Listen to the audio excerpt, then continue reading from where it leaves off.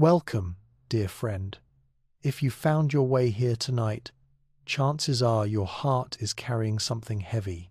Maybe you're feeling displaced, uncertain about your future, or wondering if God sees you in your struggle. You're not alone in this. Tonight, we're going to rest in the beautiful story of Ruth, a woman who knew what it meant to face an uncertain tomorrow, yet discovered that even in her darkest valley, God was weaving something beautiful. Over the next 2 hours, you'll experience God's gentle presence as we walk through Ruth's journey together. You'll find comfort in knowing that your story, like hers, is held in loving hands. Your racing thoughts can slow. Your worried heart can find peace. This is a safe place to let go. Take a deep breath in through your nose. Hold it for just a moment, and slowly release it through your mouth. Feel your shoulders drop. Let your body sink into whatever is supporting you right now. Father God, we invite your presence into this quiet space. Wrap your arms around the precious person listening tonight. Remind them that they are seen, known, and deeply loved. In Jesus' name, amen. Let's begin where Ruth's story begins, with loss. Maybe you know this feeling. Everything you thought was secure has been shaken. The life you planned isn't the life you're living. Ruth knew this devastation intimately. She had married into a family, found her place, built a home. Then famine came. Then death came. First her father-in-law, then her husband. In ancient times, a childless widow had no security, no future, no hope. Ruth faced a choice that felt impossible: stay in familiar territory alone, or follow her grieving mother-in-law into complete uncertainty. Maybe you're facing your own impossible choice tonight. Maybe you're wondering where home is anymore, where you belong, whether anyone truly sees your struggle. Listen to what happened next in Ruth's story, because it speaks directly to your heart tonight. When Naomi urged her daughters-in-law to return to their families, Ruth spoke these words that have echoed through thousands of years. "Where you go, I will go, and where you stay, I will stay.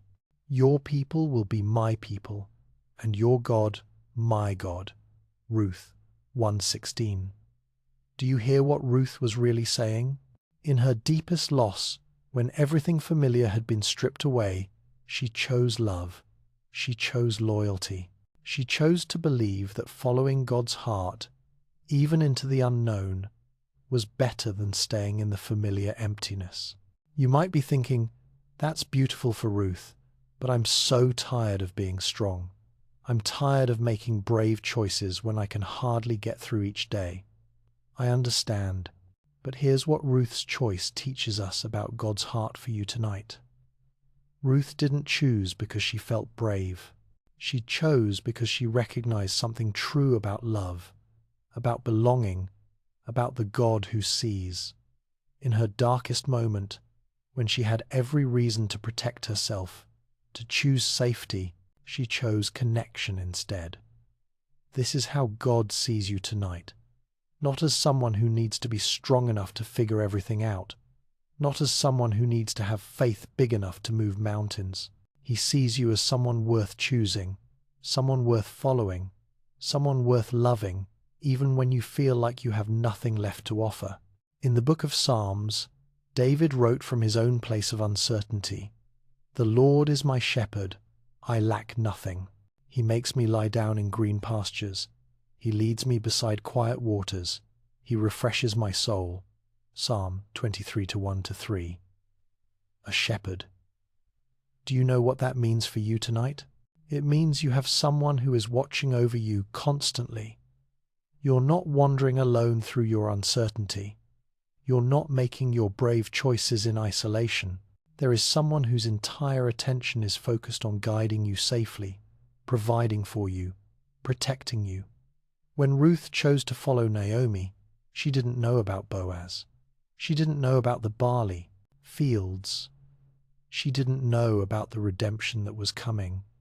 All she knew was that staying connected to love, even costly love, felt more true than protecting herself. God is asking the same of you tonight, not to see the whole plan, not to understand how it will work out, but simply to trust that you're being led beside still waters, that your soul is being restored even in this very moment as you listen to these words. Maybe you're feeling overwhelmed by the weight of decisions you need to make. Maybe you're carrying responsibility that feels too heavy. Maybe you're wondering how you'll make it through tomorrow, let alone next week or next month. Listen to what Jesus said about this exact struggle. "Come to me, all you who are weary and burdened, and I will give you rest. Take my yoke upon you and learn from me, for I am gentle and lowly in heart, and you will find rest for your souls. For my yoke is easy and my burden is light." Matthew 11:28-30. Jesus isn't asking you to carry your burdens better. He's offering to share the load. Just like Naomi and Ruth shared the journey to Bethlehem, you don't have to face your uncertain tomorrow alone. The gentle, lowly heart of Jesus is reaching toward you right now, offering to make the heavy things light, to make the overwhelming things manageable. When Ruth arrived in Bethlehem with Naomi, she could have felt sorry for herself. She could have focused on everything she'd lost, everything she'd left behind. Instead, the next morning, she went to work. She went to glean in the barley fields, trusting that somehow provision would come. This is what trust looks like when you're exhausted. It's not feeling confident about the future. It's not having all the answers. It's simply showing up to the next right thing, believing that God sees your faithfulness even in the smallest acts of courage. Maybe your showing up looks different than Ruth's. Maybe it's getting out of bed when depression feels overwhelming. Maybe it's having that difficult conversation you've been avoiding. Maybe it's taking one small step toward healing, toward hope, toward the life you're afraid to want. Whatever your showing up looks like, God sees it. Just like he saw Ruth that morning as she walked into Boaz's field, having no idea that she was walking into her redemption story. God sees your faithfulness. God sees your courage, even when it feels like mere survival. The psalm continues, "He guides me along the right paths for his name's sake. Even though I walk through the darkest valley, I will fear no harm, for you are with me. Your rod and your staff, they comfort me." Psalm 23:3-4. For his name's sake, not because you've earned it, not because you're strong enough or faithful enough or brave enough, because he is faithful, because he is good, because his character, his very name, is wrapped up in leading you safely through this valley. You might be in the darkest valley right now, the valley of grief, of loneliness, of uncertainty about your future, the valley where you can't see what's coming next, where every step feels uncertain. But you are not walking alone. The same God who orchestrated Ruth's story, who led her to exactly the right field at exactly the right time, is with you in your valley. His rod and staff, these aren't weapons of punishment. They're tools of protection and guidance. A shepherd's rod defended the sheep from predators. The staff gently guided them back when they wandered too close to dangerous terrain. Even in your darkest moments, you are being protected. Even when you can't see the way forward clearly, you are being guided. Ruth couldn't see that her story was about to intersect with Boaz's kindness. She couldn't see that her faithfulness was about to be rewarded beyond anything she could have imagined. She couldn't see that her name would be written into the genealogy of Jesus himself, that her story would bring comfort to people thousands of years later. You can't see what redemption looks like for your story either, but it's coming. The same God who saw Ruth's faithfulness sees yours. The same God who provided for her in ways she never could have orchestrated is providing for you, even now, even in ways you might not recognize yet. Let your breathing slow as you absorb this truth. Your story is not over. Your valley is not your destination. Your current struggle is not your identity. You are Ruth, choosing love over fear, trust over self-protection, believing that God's faithfulness is bigger than your uncertainty. Rest in this truth tonight. Let it sink into the tired places in your heart. You are seen. You are known. You are being led, gently and surely, toward goodness. Maybe tonight you're feeling like you don't belong anywhere, like you're between worlds, between lives, between the person you used to be and the person you're becoming. Your chest feels heavy with the weight of not fitting, of not knowing where home is anymore. Ruth knew this feeling intimately. She was a Moabite woman in Hebrew territory. She was a widow without children in a culture that defined women by their relationships to men. She was a gleaner in fields that didn't belong to her, dependent on the kindness of strangers for her very survival. But listen to what happened when Boaz noticed her. He didn't see her foreignness as something to overcome. He didn't see her circumstances as a mark against her character. Instead, he said something that speaks directly to your struggle tonight. I've been told all about what you have done for your mother-in-law since the death of your husband, how you left your father and mother and your homeland and came to live with a people you did not know before. May the Lord repay you for what you have done. May you be richly rewarded by the Lord, the God of Israel, under whose wings you have come to take refuge. Ruth 2:11. 1:2. Boaz saw Ruth's displacement not as a deficit, but as courage. He saw her foreignness not as a flaw, but as faith. He recognized that she had left everything familiar to follow God's heart, and he honored that sacrifice. What if your own sense of not belonging is actually evidence of your courage? What if the places where you feel out of step with the world around you are actually signs that you're following a higher calling, a deeper truth about who you're meant to be? Your struggle to fit in might not be a problem to solve. It might be a sign that you're being called to something different, something that requires you to leave the familiar territory of who you used to be and trust God with who you're becoming. Maybe you're facing rejection right now. Maybe people who used to understand you don't anymore. Maybe you're being criticized for choices that feel necessary for your survival, for your healing, for your growth. Maybe you're being misunderstood by the very people whose approval you most desire. Ruth faced this too. The text tells us that, when she returned from gleaning, some of the women of Bethlehem noticed her foreign accent, her different ways. Some questioned whether Naomi should have brought this outsider into their community. Some whispered about what kind of future a Moabite widow could possibly have among God's chosen people. But God had a different perspective. Through the prophet Isaiah, centuries later, he would declare, "Though the mountains be shaken and the hills be removed, yet my unfailing love for you will not be shaken, nor my covenant of peace be removed, says the Lord, who has compassion on you." Isaiah 54:10. Mountains can be shaken, hills can be removed. The very foundations of what you thought was solid can shift and crumble. People's opinions of you can change. Relationships that felt secure can end. Circumstances that seemed permanent can disappear overnight. But God's love for you, that cannot be shaken. His covenant of peace with you, that cannot be removed. His compassion toward you, that remains constant even when everything else in your world feels uncertain. You might be lying here tonight feeling like you've lost so much. Maybe you've lost relationships that mattered to you. Maybe you've lost the sense of security that came from knowing your place in the world. Maybe you've lost the innocence that believed everything would work out the way you planned.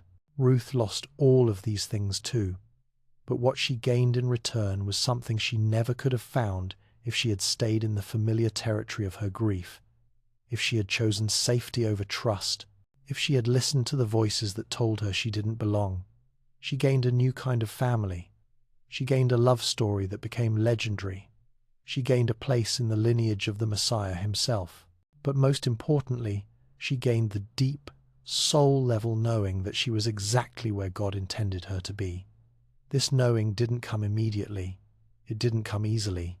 It came through days of uncertainty, through the vulnerability of asking for help, through the risk of being rejected, through the courage to keep showing up even when she didn't know how the story would end. Maybe you're in that in-between space right now. You've left the familiar territory of who you used to be, but you haven't yet arrived at the place God is leading you. You're in the wilderness between Egypt and the Promised Land, between the life you've left behind and the life you're trusting God to create. This is holy ground you're standing on, even though it doesn't feel holy. It feels uncertain. It feels scary. It feels lonely. But this is where transformation happens. This is where God does his most beautiful work. In the in-between spaces, in the wilderness seasons, in the places where you have no choice but to depend on his faithfulness rather than your own understanding. The prophet Jeremiah spoke to people who were in their own wilderness season. But blessed is the one who trusts in the Parment, Lord, whose confidence is in him. They will be like a tree planted by the water that sends out its roots by the stream. It does not fear when heat comes. Its leaves are always green. It has no worries in a year of drought and never fails to bear fruit. Jeremiah 17:7-8. A tree planted by the water. Not because the tree earned its place by the stream, but because it was planted there by someone who knew exactly what it needed to thrive. Your roots are being established right now in God's faithfulness, in his character, in his promises that cannot be shaken even when your circumstances feel overwhelming. You might feel like you're in a drought season, like the very thing you need most: security, clarity, love, healing, feels absent from your life. But the tree planted by the water doesn't fear the drought because its roots go deep. Its source is not dependent on the surface conditions. Your source is not your circumstances. Your source is not people's approval. Your source is not even your own ability to figure everything out. Your source is the unchanging love of God, the constant provision of God, the faithful presence of God who has already made a way for you even when you can't see it yet. Ruth didn't know about Boaz when she chose to follow Naomi. She didn't know about the inheritance laws that would allow her to be redeemed. She didn't know that her story of loss would become a story of restoration that would echo through generations. She only knew that staying connected to God's people, to God's purposes, felt more true than protecting herself. What if your current struggle is actually preparation for a blessing you can't imagine yet?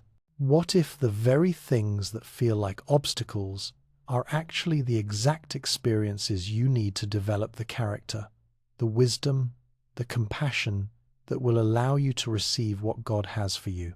You might be thinking, but I'm so tired of struggling. I'm tired of being brave. I just want things to be easy for once. I understand that exhaustion. But what if instead of waiting for the struggle to end, you could find rest in the middle of it? This is what Jesus offered when he said, "Come to me, all you who are weary and burdened, and I will give you rest." Matthew 11:28. He didn't promise to immediately remove every burden. He promised to give rest to those who were carrying burdens. Rest in the middle of the struggle, peace in the center of the storm. Ruth found this kind of rest, even while she was gleaning in foreign fields, even while she was navigating an uncertain future, even while she was learning to trust God with tomorrow's provision. She found rest in the kindness of Boaz, in the faithfulness of Naomi, in the quiet assurance that she was exactly where God wanted her to be. You can find this rest too, not by solving every problem or understanding every mystery, but by trusting that you are seen, you are known, you are loved exactly as you are, right where you are, in this very moment. Your story is not finished. Your struggle has meaning. Your faithfulness is being rewarded in ways you might not recognize yet. but they're coming. Just like Ruth's morning in the barley field led to an afternoon of unexpected kindness, your faithfulness today is setting up tomorrow's breakthrough. Let your guard down tonight. Let yourself be held by the truth that you belong to God, that you are welcome in His family, that your place at His table is secure regardless of how out of place you might feel everywhere else.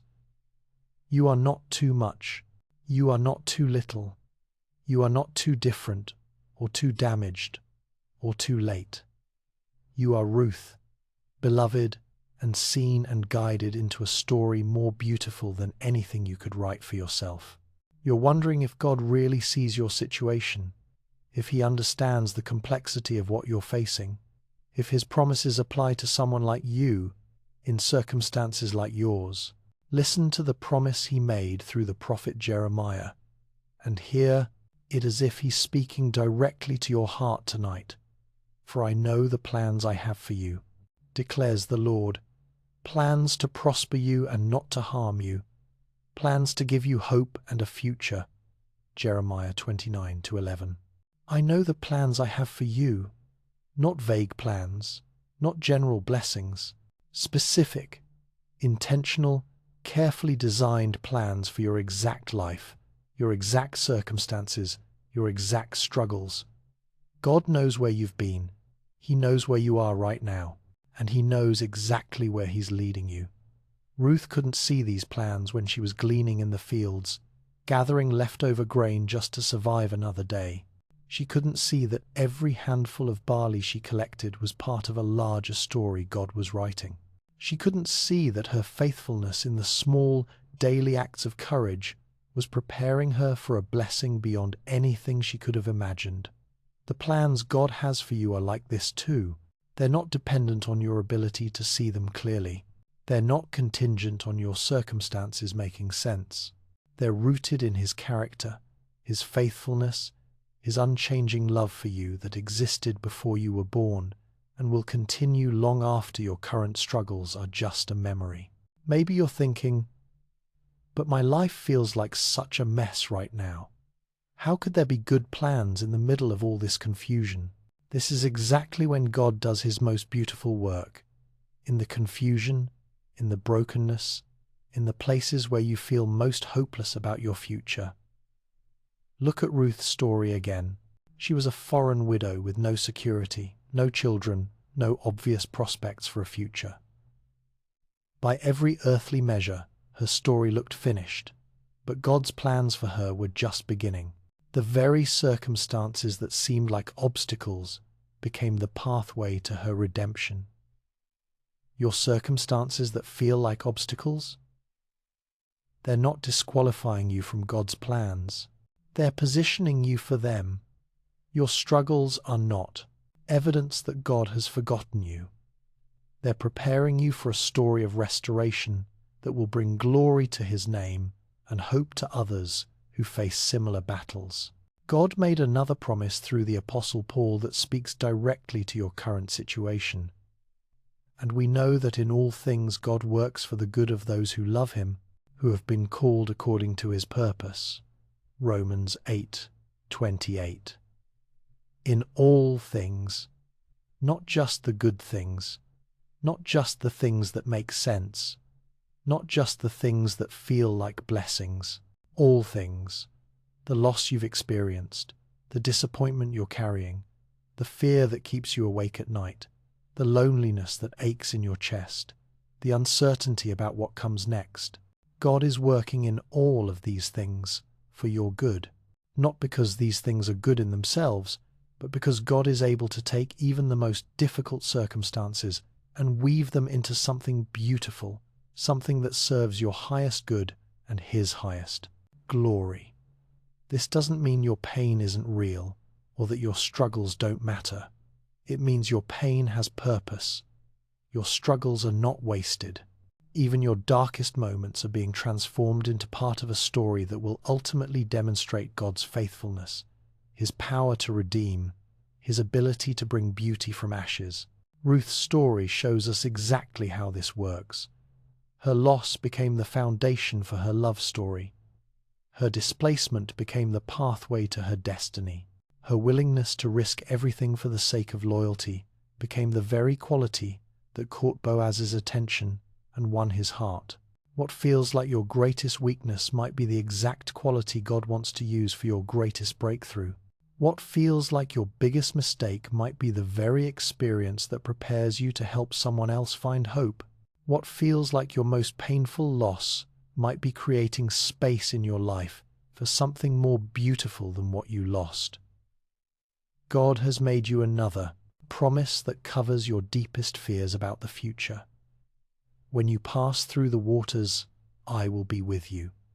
And when you pass through the rivers, they will not sweep over you. When you walk through the fire, you will not be burned. The flames will not set you ablaze. Isaiah 43:2. Notice he doesn't promise you won't go through difficult waters. He doesn't promise you'll avoid the fire entirely. But he promises that when you pass through, not if, but when, you will not be swept away. You will not be consumed. You will not be destroyed. This promise covers whatever you're facing right now. The financial pressure that feels overwhelming, the relationship conflict that feels unsolvable, the health concern that fills you with fear, the depression that makes everything feel hopeless, the anxiety that steals your peace. You will pass through these waters. You will walk through this fire, but you will not be swept away. You will not be consumed, because the same God who saw Ruth through her season of loss and uncertainty is with you in yours. Ruth didn't know, when she was gleaning in Boaz's field, that she was about to meet her kinsman redeemer. She didn't know that the very act of gathering leftover grain was positioning her to catch the attention of the man who would become her husband, her provider, her protector. You don't know what tomorrow holds either. You don't know how God is going to resolve the situations that feel impossible. You don't know what doors are about to open, what provision is about to appear, what relationships are about to transform your life. But you can trust this promise. And my God will meet all your needs according to the riches of his glory in Christ Jesus. Philippians 4:19. All your needs, not just your physical needs, though he will provide those, not just your financial needs, though he will supply those. All your needs, your need for love, for purpose, for security, for hope, for healing, for a future that feels worth pursuing. He will meet these needs according to his riches, not according to your current circumstances, according to his glory, not according to your ability to figure everything out, according to his power, not according to your strength to make things happen. Ruth's needs were met in ways she never could have orchestrated. She couldn't have planned to meet Boaz.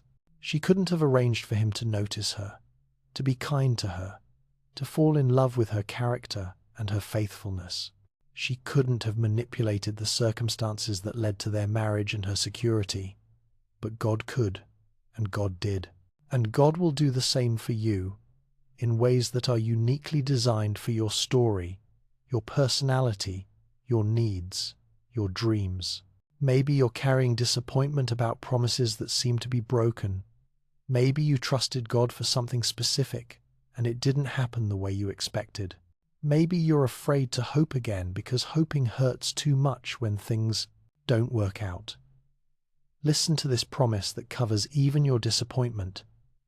No word from God will ever fail. Luke 1:37. Not some words, not most words. No word from God will ever fail. Every promise he has made to you will be fulfilled, though perhaps not in the timing or the way you expected. Ruth probably had dreams about her future when she was young. She probably imagined growing old in Moab, surrounded by children and grandchildren, living a quiet, predictable life. Those dreams died when her husband died. But God had different dreams for her, bigger dreams, more beautiful dreams, dreams that would impact not just her life but the lives of countless others. What if the dreams that have died in your life are making room for dreams you haven't even dared to imagine yet? What if God's plan for your future is so much better than your plan that you'll one day be grateful for the doors that closed, for the relationships that ended, for the paths that didn't work out. God has promised you through the prophet Isaiah, "For my thoughts are not your thoughts, neither are your ways my ways. As the heavens are higher than the earth, so are my ways higher than your ways, and my thoughts than your thoughts." Isaiah 55 8-9. His thoughts about your future are higher than your thoughts. His ways of working in your life are beyond your ability to predict or control. This isn't frustrating news, it's the best news possible. It means you don't have to have all the answers. You don't have to figure out how to make everything work. You just have to trust that the one who holds your future is infinitely wiser, infinitely more creative, and infinitely more loving than you could ever be. Ruth trusted this. In the moment when Naomi told her to approach Boaz on the threshing floor, Ruth could have said, "This is too risky. This could backfire. What if he rejects me? What if this ruins everything?" Instead, she said, "I will do whatever you say." Ruth 3-5. This is the kind of trust God is inviting you into tonight.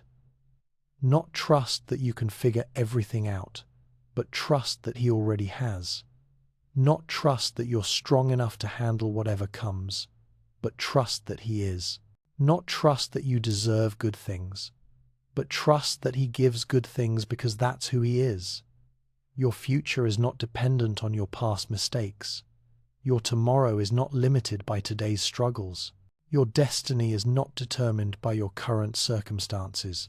Your future is held securely in the hands of the God who has already prepared good works for you to walk in, who has already planned blessings that will astound you with their beauty and their perfect timing.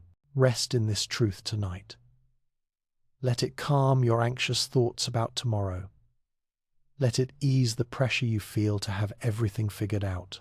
Your story is being written by the same loving God who wrote Ruth's story, and He specializes in turning the impossible into the inevitable, the broken into the beautiful, the lost into the found. I know it's hard to have faith right now, when you're in this much uncertainty, when nothing feels stable, when you can't see how things are going to work out. Believing feels almost impossible, doesn't it? Your heart wants to trust, but your mind keeps listing all the reasons why hope might be foolish. Ruth felt this tension too. Standing in that foreign field, dependent on the kindness of strangers for her next meal, she had to choose faith over fear every single day. Not the kind of faith that feels confident and sure, but the kind of faith that shows up anyway, that takes the next step anyway, that trusts anyway even when trusting feels risky. Listen to what a desperate father said to Jesus when He brought his tormented son for healing. "Lord, I believe, help my unbelief." Mark 9:24. Do you hear the honesty in that cry? Belief and unbelief in the same breath. Faith and doubt wrestling together. And Jesus didn't rebuke him for his mixed-up heart. Jesus honored that honest, imperfect faith and healed his son. This is the kind of faith that moves God's heart. Not perfect faith. Not faith that feels strong and certain all the time, but honest faith. Faith that says, "I want to believe, God. Help me believe more. I'm trying to trust you, even though I'm scared." You don't have to have your faith all figured out tonight. You don't have to feel confident about God's goodness when your circumstances suggest otherwise. You just have to be willing to keep your heart open to the possibility that God is working even when you can't see it, that He's faithful even when His faithfulness looks different than you expected. Ruth's faith wasn't based on understanding God's plan. Her faith was based on what she had observed about God's character through Naomi's life. She had watched this Hebrew woman navigate loss with a different kind of hope. She had seen something in Naomi's relationship with Yahweh that made her want to belong to the same God, even if it meant leaving everything familiar behind. Maybe your faith feels weak because you're comparing it to what you think other people's faith looks like. Maybe you think faith means never having doubts, never feeling afraid, never questioning whether God really cares about your specific situation. But the Bible is full of people whose faith was mixed with doubt, whose trust was wrestled from their fears, whose confidence in God grew slowly through experience, rather than arriving all at once in a moment of perfect clarity. Abraham did not waver through unbelief regarding the promise of God, but was strengthened in his faith and gave glory to God, being fully persuaded that God had power to do what he had promised. Romans 4:22-1. Notice it doesn't say he never doubted. It says he didn't waver through unbelief. There's a difference between having moments of doubt and allowing doubt to determine your direction. Ruth had moments when she must have wondered if following Naomi was the right choice, when the barley ran low, when the other women whispered about her foreign accent, when the future felt completely uncertain. But she didn't let those moments of doubt change her direction. She kept showing up to the fields. She kept serving Naomi. She kept trusting that somehow, some way, God would provide. This is what faith looks like when you're struggling. It's not a feeling of certainty. It's a decision to keep showing up to the next right thing, to keep your heart open to God's voice, to keep believing that your story isn't over even when you can't see the next chapter. The author of Hebrews tells us, faith is confidence in what we hope for and assurance about what we do not see. Hebrews 11:1. Confidence and assurance, but about what we do not see. Faith isn't about having all the evidence lined up. Faith is about trusting God's character when the evidence seems incomplete or confusing. Ruth couldn't see that. Boaz was going to notice her. She couldn't see that her faithfulness to Naomi was positioning her for a love story that would become legendary. She couldn't see that her willingness to risk everything for love would result in security beyond anything she could have achieved by protecting herself. But she trusted anyway, not because she could see the outcome, but because something in her spirit recognized that following love, following loyalty, following God's heart was the truest path she could take, regardless of where it led. You're being asked to trust in the same way tonight, not because you can see how your situation is going to resolve, not because you understand why you've had to go through what you've gone through, but because something deep in your spirit recognizes that God's character is trustworthy, that his heart toward you is good, that he is working in ways you might not recognize yet. Your faith doesn't have to be perfect to be powerful. Your trust doesn't have to be complete to be effective. Your belief doesn't have to be unwavering to be acceptable to God. He sees your heart. He knows you're trying. He honors every small step of faith, every moment when you choose to trust him instead of giving in to despair. Maybe your faith looks like getting out of bed when depression tells you there's no point. Maybe it looks like having that difficult conversation when anxiety screams at you to avoid conflict. Maybe it looks like applying for that job when rejection feels inevitable. Maybe it looks like opening your heart to love again when past hurt warns you it's too risky. These are acts of faith. These are moments when you choose to believe that God is good, that your life has purpose, that tomorrow might be better than today, even when your emotions and your circumstances suggest otherwise. Ruth's faith was built one day at a time, one choice at a time, one small act of courage at a time. She didn't wake up one morning with complete confidence about her future.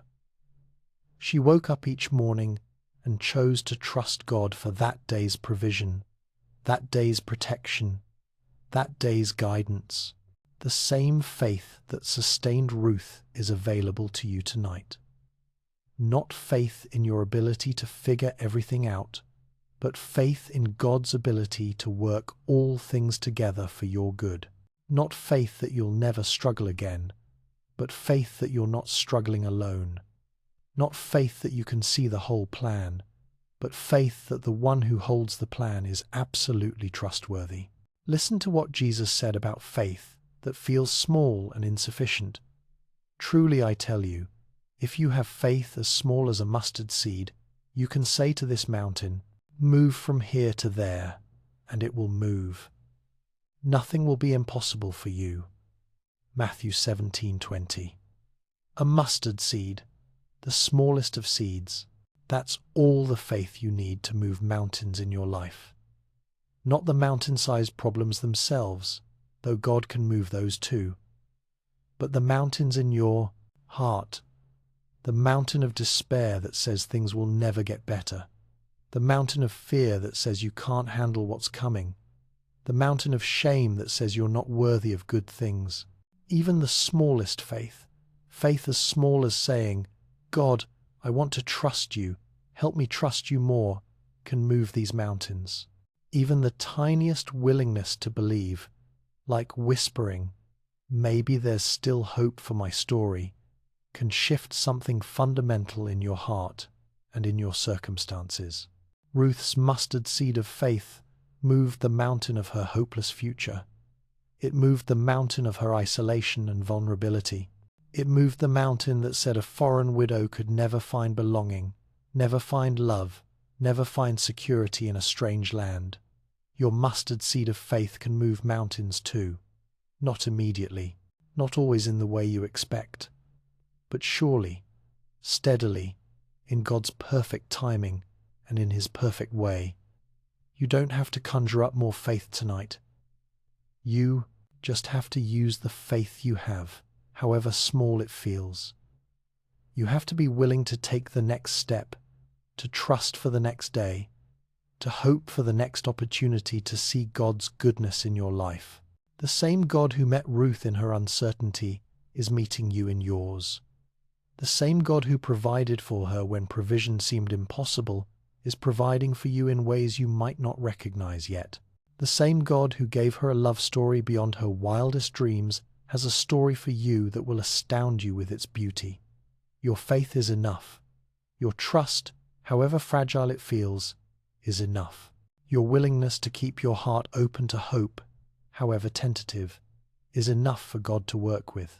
He specializes in taking small offerings of faith and multiplying them into extraordinary demonstrations of His power and love. Rest in this truth tonight.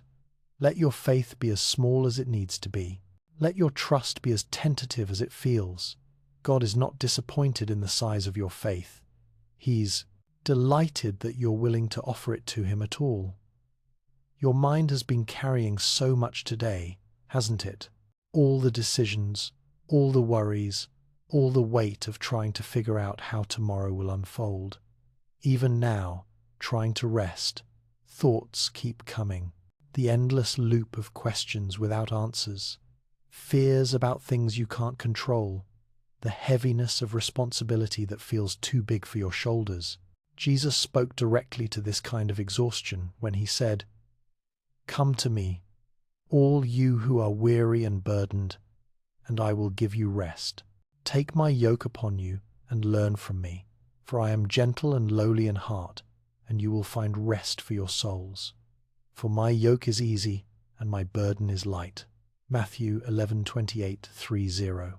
Come as you are, weary, burdened, carrying all the weight you've been carrying. Bring your racing thoughts, your worried heart, your tired spirit. Jesus isn't asking you to clean yourself up first, to have more faith first, to solve your problems first. He's saying, come now, just as you are, with everything you're carrying. Take my yoke upon you. In ancient times, farmers would yoke 2 oxen together, usually an experienced ox alongside a younger one learning to plow. The experienced ox would carry most of the weight, while the younger one learned the rhythm, learned the way.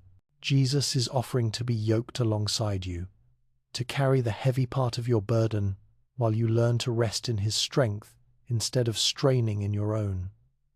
Ruth learned this kind of rest, not the absence of work.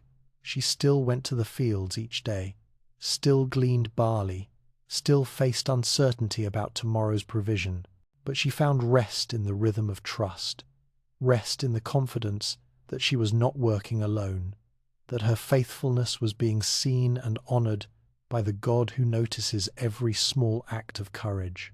Tonight, you can enter this same rest. Not by solving every problem or understanding every mystery, but by releasing the weight of trying to. Carry everything yourself. Your burdens are not meant for your shoulders alone. Your fears are not yours to manage in isolation. Your future is not dependent on your ability to control every outcome. Let your breathing begin to slow now. Notice how your body is supported right where you are. Feel the weight of your head sinking into whatever is beneath it. Your shoulders can drop. Your jaw can soften. You don't have to hold anything tightly tonight. The Apostle Paul understood what it meant to have a mind that wouldn't stop racing, worries that felt overwhelming, burdens that seemed too heavy to carry. He wrote these words to people who were struggling just like you.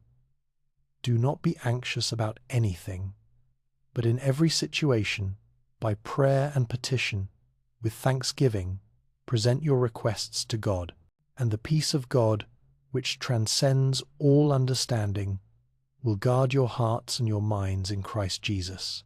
Philippians 4:6-7.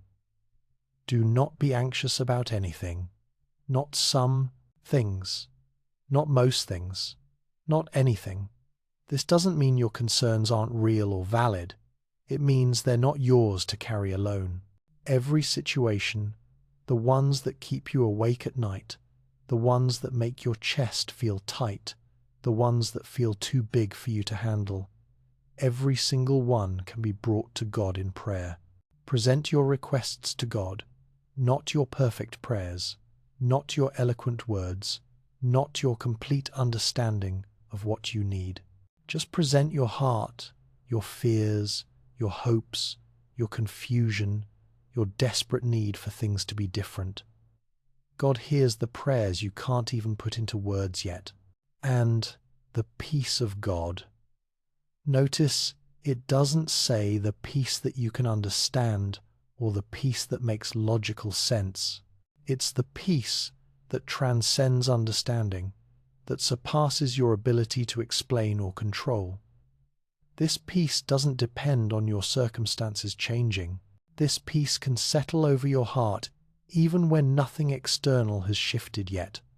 This peace will guard your heart and your mind, like a gentle sentinel standing watch, protecting the tender places in your spirit from the assault of worry, the attacks of fear, the whispers of despair. You don't have to guard your own heart tonight. You don't have to protect your own mind from anxious thoughts. God's peace is doing that work for you. Ruth experienced this guarding peace. When she lay down on the threshing floor next to Boaz, she didn't know how he would respond to her vulnerable request for redemption. She had done everything she could do. She had shown up. She had been faithful. She had taken the risk of asking for what she needed. And then she rested. She trusted. She let herself be held by the peace that comes from knowing you've done your part and the outcome is in God's hands. What would it feel like to rest like that tonight? To know that you've done your part. You've shown up the best you know how. You've been faithful with what's in front of you. And now you can release the outcome into hands much more capable than your own. Let your eyes grow heavy now. There's nothing you need to figure out before morning. No decisions that must be made right now. No problems that require your immediate attention. You have permission to rest. The psalmist David wrote from his own place of weariness. In peace I will lie down and sleep, for you alone, Lord, make me dwell in safety. Psalm 4-8. In peace I will lie down and sleep. Not after I solve everything. Not when my circumstances feel more stable. Not when I finally understand God's plan. Right now, in the middle of the uncertainty, in the center of the struggle, in peace I will lie down and sleep. You alone, Lord, make me dwell in safety. Safety that doesn't depend on perfect circumstances.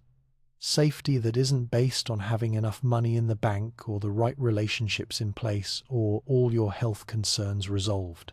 Safety that comes from being held by the one who never sleeps, who never stops watching over you, who has already prepared tomorrow's grace for tomorrow's needs.